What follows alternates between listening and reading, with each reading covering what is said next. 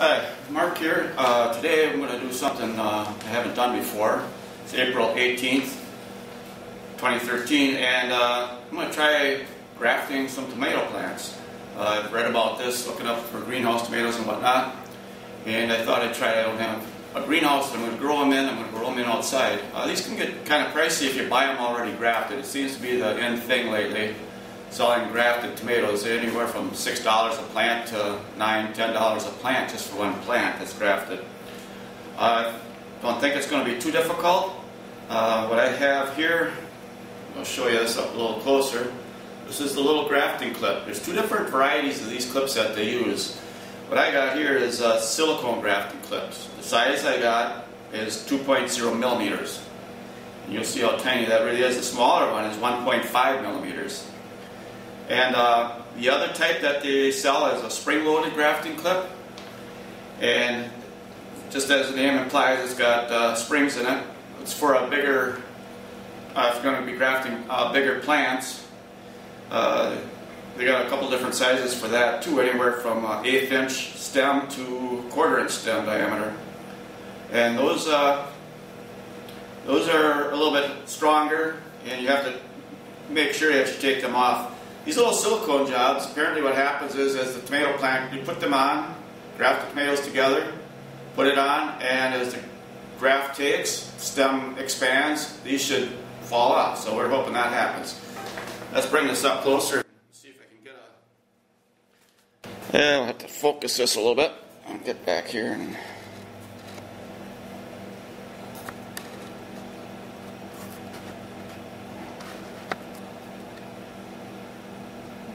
Okay, can you see it?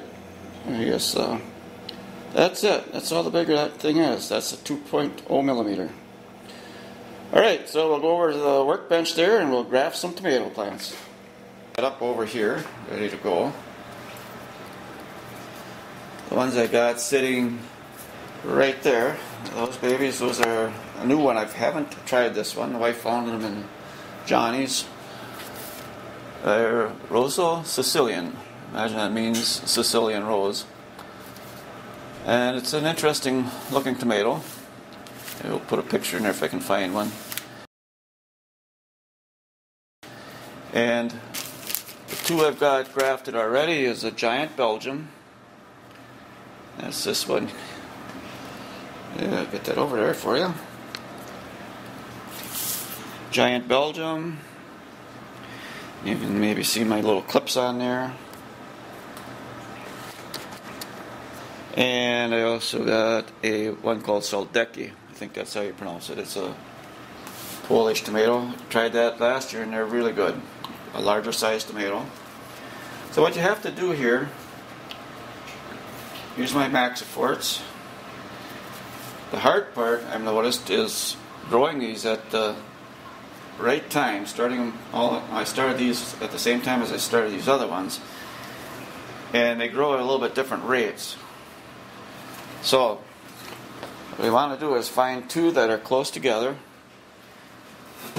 I'll put a link down below for another guy's YouTube, and he's really shows this quite well. What we want to do is cut. Here's a Sicilian. I'm going to cut that kind of low here. I'll try to. Oops, that's a little tougher than I expected. And then, as they talk about cutting above or below these cotyledons, or whatever they call these false leaves. So we want to find about where, my main thing here is to find about where that stem is the closest. It's just below that.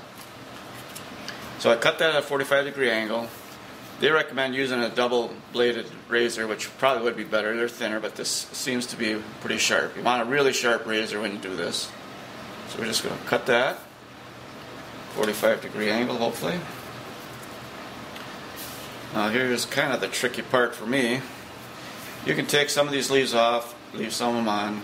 The idea there is if you take some off, it helps keep them from expiring too much water. The other thing, don't water these immediately before you do this. Tomato plants tend to take up water really quick, and it could actually push that right off, right apart. So we're going to put this little clip on there. I hope I'm doing this so that you can see it. Let's see here. Whoops. Sorry about that. Let's get in on that a little better. And put that clip on there. You can see how tiny that is. And we got to make sure now that these two 45-degree angles line up. I'll put that on there. Put that one in top. And I do believe I got it. This is the first time I've ever tried this. Not quite sure how well it's going to work for me. Hopefully it'll work really well. What I'd like to do is plant some of these tomatoes side by side, see which ones do the best. So that's what there is to it. So, once these are done, we're going to put them in a low light area.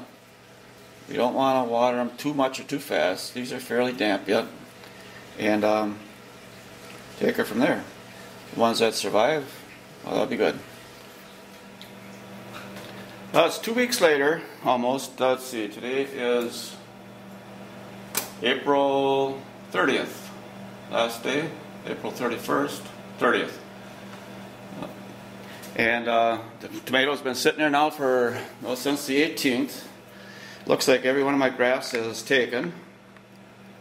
And I'll try to get a little closer here so we can see them better. Don't get too shaky. And here we go. Looks like they're healing up pretty darn good. Don't see any that has fallen over. Some I had to kind of prop up to get a little leggy.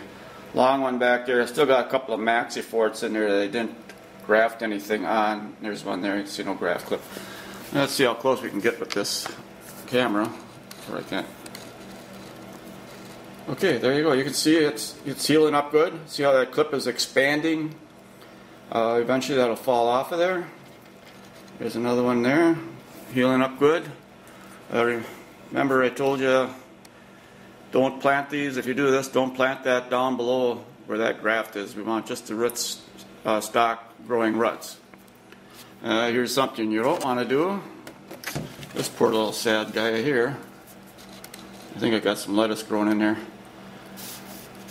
Grafted this as an afterthought a couple of days later, and I forgot what I grafted it to. It's one of those deals, well, mark that later, I'll remember. I think it's aroma. And that one, maybe it's not going to go anywhere. Still got a couple of Maxiforts left in here. So, maybe I'll try grafting aroma. A couple other ones on there.